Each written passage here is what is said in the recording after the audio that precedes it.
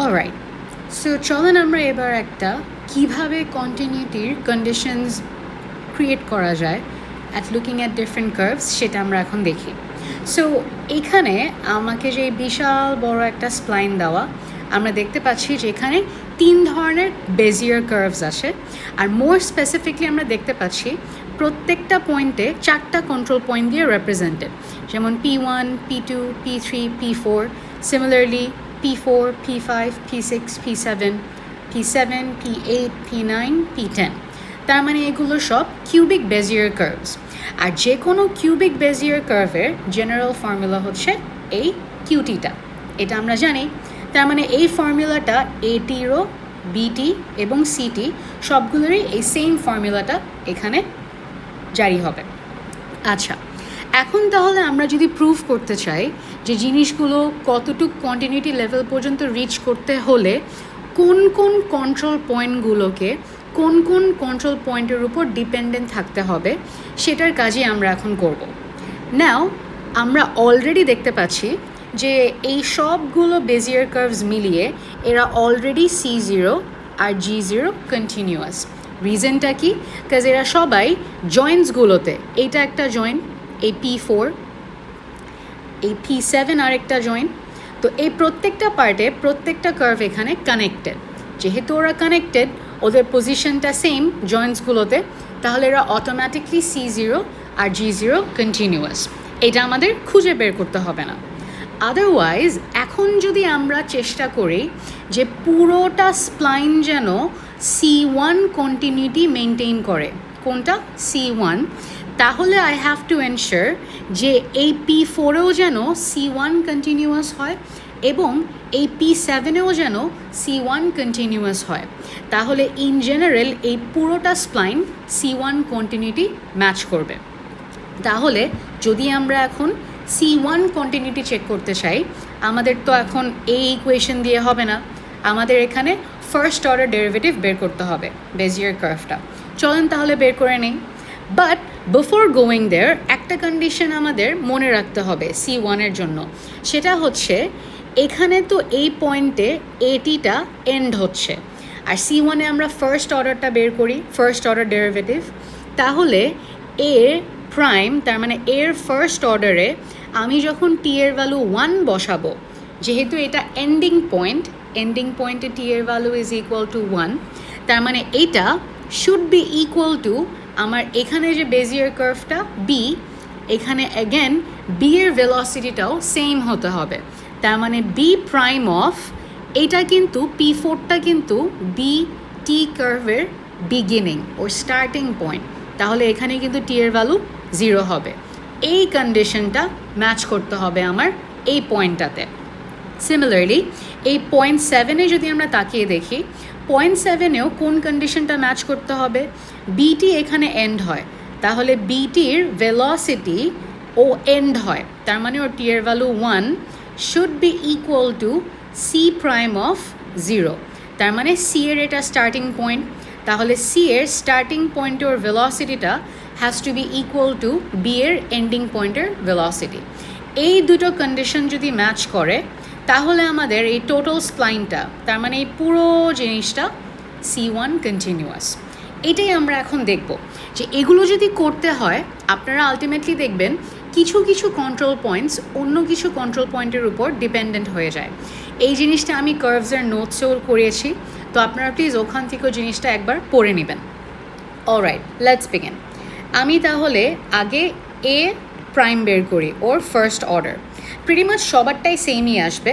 আমি যদি এইটা করি, এটা আমার থাকে -3, এটা আমার হয়ে যায় +2 3 60 -3t স্কোয়ার, আর P1টা থাকবে প্লাস, এটা হয়ে যায় 3 -2 6 12t plus 3 3 9t square PT plus 2 3 60 -3 3 9t square P3, আর এটা হচ্ছে 3t স্কোয়ার P4। সেম জিনিসটা আমার বি প্রাইমের জন্য বের করতে হবে, আর সেম এই পলিনোমিয়ালগুলো আসবে কিন্তু বি এর P1, এই বি ফাংশনটার ফার্স্ট কোঅর্ডিনেট হচ্ছে P4, তাহলে আমি এখানে P1 লিখবো না, ওর ফার্স্ট কোঅর্ডিনেটটা P4, P4কে লিখবো plus 3 minus 12t plus 9t square P2, B এর আমার সেকেন্ড কোঅর্ডিনেটটা হচ্ছে P5, তাহলে আমি P5 দিয়ে দিব এবং plus 6t minus 9t square, এটা তাহলে হবে P6 আর এটা তাহলে হবে 3t স্কোয়ার P7। এখন আমার কি এখানে সাবস্টিটিউট করতে হবে, তার আগে চলেন সিটাও লিখে ফেলি, সি প্রাইম অফ টিটাও হবে, তাহলে আমার minus 3 plus 6t minus 3t square. এবার আমার সি এর জন্য কিন্তু প্রথম কোঅর্ডিনেট হচ্ছে আমার P7, সো এটা হবে P7 প্লাস 3 মাইনাস এটা same as before plus 9t square, এটা হয়ে যাবে আবার P8 plus 6t minus 9t square, এটা হয়ে যাবে P9 plus 3t square P10। ওকে, এই তিনটা আমি আমার ফার্স্ট অর্ডার ডেরিভেটিভের ইকুয়েশনস পেয়ে গিয়েছি, তিনটা বেজিয়ার কার্ভসের।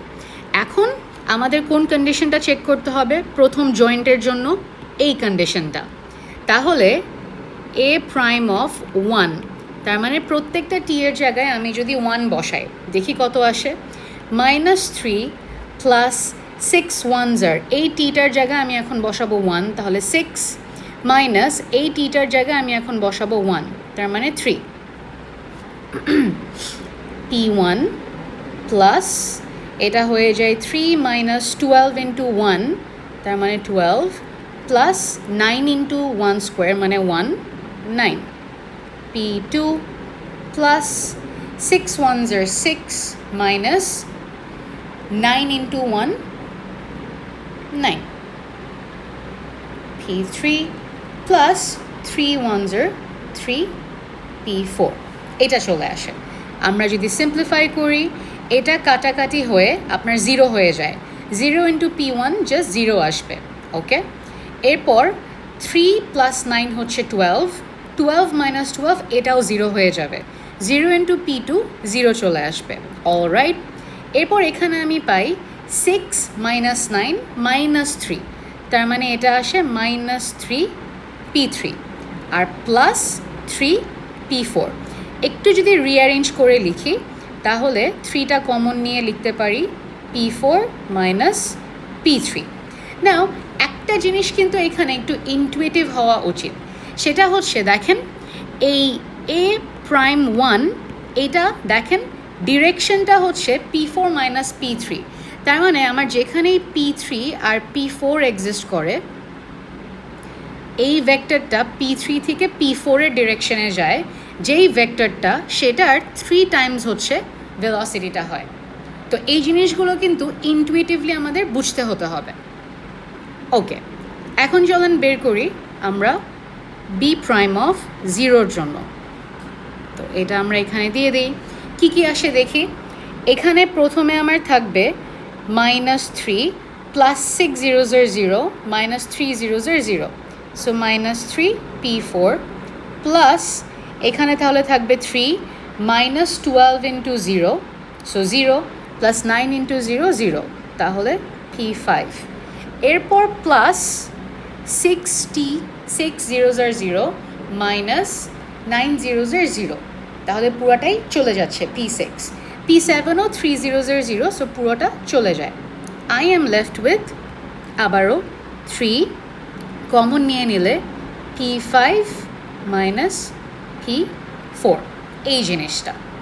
লাস্টে আমাদের এখন কি করতে হবে, এইটা needs to be equal to এই পোর্শনটা, তাহলে 3P4 minus 3P3 3P5 minus 3P4। এখান থেকে চলেন আমরা P5টাকে যদি সাবজেক্ট বানাই তাহলে কি হতে পারে, এই মাইনাস 3P4টা এই পাশে চলে যায় গিয়ে প্লাস 3P4 হয়ে যায়, তাহলে 3P4 plus 3P4 6P4 minus 3P3 is equal to 3P5। আমরা যদি 3টা এই পাশে নিয়ে আসি তাহলে P5 is equal to 2P4 minus P3।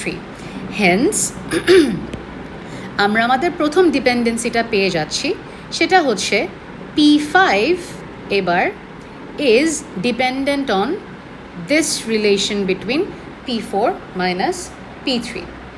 এটা আমাদের এখন মাস্ট মেনটেন করতে হবে যদি এই জয়েন্টটাতে আমরা C1 কন্টিনিউটি চাই। সিমিলারলি আমাদের এই জয়েন্টেও এখন জিনিসটাকে C1 কন্টিনিউয়াস বানাতে হবে যদি ওভারঅল পুরো স্প্লাইনটাকে আমি C1 কন্টিনিউয়াস বানাতে চাই। তাহলে দেখি, এটার জন্য আমরা তো অলরেডি জানি B প্রাইম C প্রাইম জানি। এবার আমার কন্ডিশনটা ছিল B প্রাইম অফ 1। তাহলে আমরা দেখি এই সিচুয়েশনটা থেকে যদি আমরা এবার B প্রাইম অফ 1 বের করতে চাই তাহলে আমরা কি পাই? Same as before. তাহলে আমরা এখানে পেয়ে যাচ্ছি -3 + 6 - 3 P4 plus 3 minus 12 plus 9 P5 plus 6 minus 9 P6 plus 3 P7। এখান থেকে আমরা যদি সিম্পলিফাই করি P4টা কাটা চলে যায়, P5 কাজ ভিতরের এই সবগুলো 0 হয়ে যায়, আমাদের বাকি থাকে তাহলে একটা 3 P7 minus P6। Same as দেখেন এতে যেটা এসেছিল, এতে ওর যে লাস্টের 2 কন্ট্রোল পয়েন্ট থাকে, সো P3 আর P4 যে ছিল P3 থেকে P4 এর ডিরেকশনে থাকে। সেম দেখেন বি এর জন্য ওর যে লাস্ট বি এর লাস্ট ছিল P7 আর সেকেন্ড লাস্ট ছিল P6। এখানেও দেখেন P7 মাইনাস P6 কিন্তু এটাই বোঝাচ্ছে যে এখান থেকে এই ডিরেকশনের ভেক্টরটার 3 গুণ। সো দেখেছেন কনসেপ্টটা কিন্তু সব জায়গায় সিমিলার। তো আমরা এটা পেয়ে গেলাম। এখন আমরা তাহলে বের করব C প্রাইম অফ 0। এটা যদি আমরা বের করি তাহলে কি পাই? আমরা -3 P7, we are using this one, plus 3 P8, বাকি সবগুলোতে T আছে আর T তো 0, তাহলে আমরা জাস্ট এটাই খুঁজে পাবো। তাহলে এটাও যদি লিখি this is P8 minus P7। Finally আমাদের এটা is equal to এই জিনিসটা করতে হবে। Therefore 3P7 minus 3P6 is equal to 3P8 minus 3P7।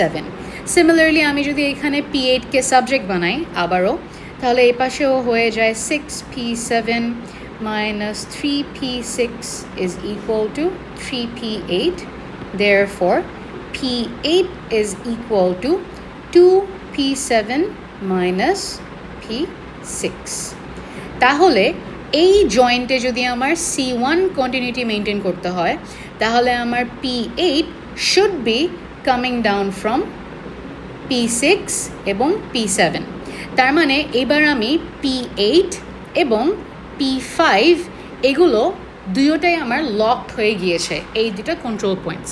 এদেরকে আমি যে কোনো পয়েন্ট দিতে পারবো না, দে আর কমপ্লিটলি ডিপেন্ডেন্ট অন P6 থেকে P7 R P5 is dependent on P3 থেকে P4. So these two are locked, or we can tell এদের উপর থেকে আমরা লোকাল কন্ট্রোল হারিয়ে ফেলেছি। আমি যদি P6 বা P7কে চেঞ্জ করি তাহলে দেখবেন P8টা চেঞ্জ হচ্ছে। আমি যদি P3 আর P4কে আমি চেঞ্জ করি দেখবেন P5টা চেঞ্জ হচ্ছে। তার মানে আস্তে আস্তে আমার কিন্তু কার্ভটা কি হচ্ছে, I am losing control over some of the control points in my total spline. এটা তো ছিল C1 continuity maintain করার জন্য, right? What if now that we have reached C1 continuity, আমি চলে তো এখন C2 continuityও রিচ করতে পারি, তাই না? C2 continuity যদি আমি রিচ করতে চাই তাহলে এবার আমার কন্ডিশনসগুলো কি? তাহলে এবারও আমার এনশোর করে নিতে হবে যে আমার যদি C2 continuity চাই তাহলে এখানে আমার আবার এনশিওর করে নিতে হবে যেহেতু C2, এবার আমি ভেলোসিটি চেক করব না, এবার আমি চেক করব অ্যাক্সেলারেশন, রাইট? তাহলে এবার সেম কন্ডিশন কিন্তু জাস্ট ডাবল প্রাইম, মানে সেকেন্ড অর্ডার বোঝাচ্ছে, জাস্ট ডাবল প্রাইম হবে জিনিসটার। তো চলেন এটা করে আমরা দেখব কি যদি এবার C2 কন্টিনিউটি রিচ করতে হয়, তার মানে আরও অনেকগুলো কন্ট্রোল পয়েন্ট লকড হয়ে যাবে, শুধু P5 আর P8 না, আরও অনেকজন আসবে। দেখি তাহলে সেগুলো কি কি। তো আমাদের যেটা করতে হবে এই ইকুয়েশনসগুলো পিক করে নিয়ে যাই আমরা, চলেন। সো এখান থেকে I have to pick this, I will copy them. Whoa, দেখতে মনে হচ্ছে হাইরোগ্লিফস, কিন্তু it's just a few algebra. Alright, এখন তাহলে আমরা এখানে কি করব, এর সেকেন্ড ডেরিভেটিভ বের করে নেই, চলেন।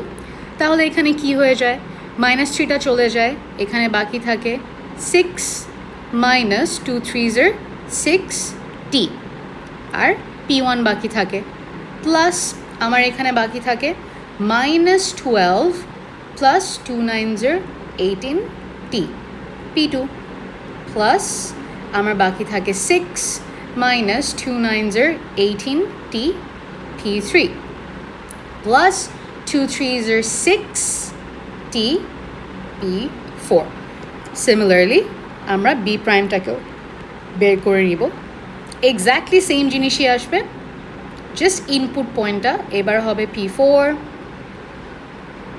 -12 plus 18t, বাট এটা হবে P5 plus 60 minus, my bad, আমার এখানে ডিফারেন্সিয়েটেড ফর্মটা লেখা উচিত, 6 minus 18t P6 plus 6t P7.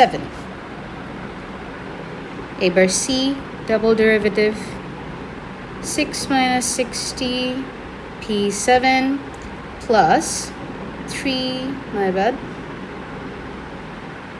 minus 12 plus 18t P8 plus 6 minus 18t P9 plus 6t P10. Mind you, এতটুক পর্যন্ত আমাদের আসার আগে কিন্তু দুটো জিনিস এখনও ডিপেন্ডেন্ট, সেটা হচ্ছে P5 is actually equal to 2P4 minus P3, এবং আমাদের P8টা is equal to 2P7 minus P6, কিন্তু এটা আমাদের মনে রাখতে হবে। আমরা কিন্তু C1 কন্টিনিউটি রিচ না করে C2 কন্টিনিউটি রিচ করতে পারবো না। তো C1 কন্টিনিউটি রিচ করতে হলে কিন্তু এই দুইটা কন্ডিশনের স্যাটিসফাই করতে হবে, only then we can move to making our spline C2 continuous. Alright, তাহলে আমরা দেখি এবার আমরা জানি কি কম্পেয়ার করব, A double prime 1 needs to be equal to B double prime 0. তাহলে চলেন এটা দেখি, এটা তাহলে আসে 6 minus 6 1s are 6, তো এটা 0 হয়ে যায় P1টা, -12 plus 18 into 1, so -12 plus 18 হয়ে যায় 6 P2 এই জায়গাটা, plus 6 minus 18 1s are 18, so 6 minus 18 যদি আমরা করি তাহলে -12 P3 plus 6 1s are 6, so 6 P4. Now B double prime 0 জন্য বের করব, so 0 যদি আমরা দিয়ে দেই 6 minus 0 is just 6 P4, -12 plus 18 zeros are 0, তাহলে এটা জাস্ট হয়ে যায় -12 P5, plus 6 minus 18 zeros are 0, তাহলে এটা হয়ে যায় plus 6 P6 plus 6 zeros are 0, so P7টা থাকছে না। সো আমাদের এদিকে হচ্ছে ডিপেন্ডেন্সিটা, আমরা জানি P5টা can be represented as this version, right? তো আমরা P5টার জায়গায় এই জিনিসটা লিখে দিতে পারি। So 6P2 minus 12P3 plus 6P4, এদিকে যদি আমরা নিয়ে আসি minus 6P4 is equal to minus 12. P5-এর জায়গায় we will replace it with this 2P4 minus P3 plus 6P6. So এখানে আমরা দেখতে পাচ্ছি এটা আর এটা কাটা চলে যায়। 6P2 minus 12P3 is equal to minus, if we take এদিকে যদি নিয়ে যাই, this is 24P4 minus minus plus, we get 12P3 plus 6P6. এবার যদি আমরা 6টাকে P6কে সাবজেক্ট করি এখন, সো দেখি কি হয়। এখানে আগে সবার আগে 6P2 minus 12P3 minus 12P3 plus 24P4, এবং এখানে একটা 6 ছিল আমার P6-এর সাথে, যেটা পুরোটা আমি দিয়ে ডিভাইড করে নেব। তাহলে দেখি কি আসে। 6P2 minus 24P3 plus 24P4 divided by 6. If I take 6 common and cut it with this one denominator, তাহলে এটা বাকি থাকে P2 minus 4P3 plus 4P4, যেটাকে একটু সুন্দর করে রিঅ্যারেঞ্জ করে যদি লিখি 2 plus 4 into, we get P4 minus P3. তাহলে there is a newer dependency এখন। C1 মেনটেন করার জন্য P5 কন্ট্রোলড হতো P4 and P3 থেকে। এখন যদি আপনারা তাকিয়ে দেখেন, C2 যদি কন্ডিশন আমাদের চেক করতে হয়, তাহলে P6টা কন্ট্রোলড হয় P2, P4 আর P3 থেকে। বেসিকলি জিনিসটা দেখেন কিভাবে হচ্ছে। ইটস P2 থেকে আমরা P3 থেকে P4-এ যেই ডিরেকশনে ভেক্টরটা যায় সেটার 4 গুণ বাড়িয়ে P2 থেকে শুরু করে যেই জায়গাটায় আসে।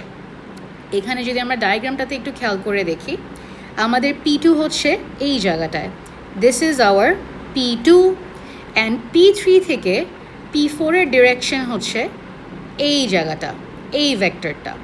তো আমাদেরকে বেসিকলি যেই জিনিসটা বলে P2 P6 আমাদের এসেছে P2 থেকে plus 4 into P4 minus P3। এই জিনিসটা আমাদেরকে বলছে এই যে ভেক্টরটা, এই ভেক্টরটা P3 থেকে P4 মানে P4 মাইনাস P3, এটাকে আমাদের 4 গুণ করতে হবে। তার মানে এতটুক, এতটুক, এতটুক, অ্যান্ড এই জিনিসটা নিয়ে এসে P2 থেকে এদিকে স্টার্ট হবে। সো ফ্রম P2 থেকে plus 4 into P4 minus P3 যদি করি, তার মানে এই জায়গাটায় P6-এর হতে হবে রাদার দেন বিন হিয়ার। যদি এই জিনিসটা আমরা মেনটেন করতে পারি, তাহলে আমরা C2 কন্টিনিউটি রিচ করতে পারবো এই P4 ডিরেকশনটাতে। This is what it means to get this from doing all these calculations. তার মানে আগে তো P5 আর P8টা লকড ছিলই, এবার P6টাও আমাদের লকড। সিমিলারলি আমরা যদি এই পয়েন্টের কন্টিনিউটিটাও চেক করি এই B1 আর C1 দিয়ে, let's do it. So we have B double prime 1 is should be equal to C double prime 0. B double prime 1, so এখানে যদি দেখি 6 minus 6, তো P4টা কেটে যায়। এখানে we have minus 12 plus 18, so this is just 6P5. এটা আমাদের চলে আসে 6 minus 18 into 1, so this is minus 12P6, and this is plus 6P7 equal to, আমাদের এখানে দেখতে হবে C primeটা, which is this one. If we put 0 here, then we get 6P7 Then if we put 0 here, we get minus 12 P8. If we put 0 here, then we get plus 6 P9, and this one is 0. Ekhan theke we can cut these. If we cut these, we get 6 P5 minus 12 P6 is equal to minus 12 P8 plus 6 P9. So আমরা যদি ভাবে carefully দেখি এখন, so then what we get is এখান থেকে P8 এর জায়গায় we can write this. So if we write this instead of P8, so we get 6P5 minus 12 P6 is equal to minus 24 P7. We get plus 12 P6 plus 6 P9. Ekhan theke if we make P9 the subject, let's see what we get. 6, let me draw some barrier here. 6 P5 minus 12 P6, we get plus 24 P7 minus 12 P6 is equal to 6 P9. Then what we get here is 6 P5 minus 24 P6 plus 24 P7 is equal to 6 P9. If we take the 6 common from everywhere, we get P5 minus 4P6 plus 4P7 is equal to P9. তাহলে আমরা বলতে পারি P9 হচ্ছে P5 থেকে শুরু করে, there should be a 4 here, my bad, plus 4 into P7 minus P6. So এখানে আমরা এখন তাহলে এটাও দেখে বলতে পারছি যে একইভাবে আমাদের এই ডায়াগ্রামটাতে যদি এই পয়েন্টে C2 মেনটেন করতে হয় তাহলে P9 ইজ লকড। অ্যান্ড কীভাবে লকড? P9 তাহলে স্টার্ট হবে P5 থেকে। আর কিভাবে স্টার্ট হবে? ডিরেকশন ভেক্টরটা হচ্ছে P6 থেকে P7। সো এখানে যদি আমরা তাকিয়ে দেখি P6 থেকে P7 হচ্ছে এই জায়গাটা। তো এইটা আমাদের শুরু করতে হবে আরও 4 গুণ, লাইক 4 টাইমস বেশি। অ্যান্ড কোত্থেকে শুরু করতে হবে? We have to start it from P5। তাহলে এখান থেকে নিয়ে আমরা P5 থেকে নিয়ে যদি সোজা ওই P6 থেকে P7 এর ভেক্টর বরাবর 4 গুণ একটা ভেক্টর দিই, দিয়ে সাপোজ পয়েন্টটা যদি এখানে আসে, তার মানে P9 has to be here at this point. Hence যদি আমরা ফাইনালি এই P6 এবং P9কে এভাবে কন্ট্রোল করে লিখতে পারি, only then আমাদের এই পুরো স্প্লাইনটা C2 কন্টিনিউয়াস হয়ে যাবে।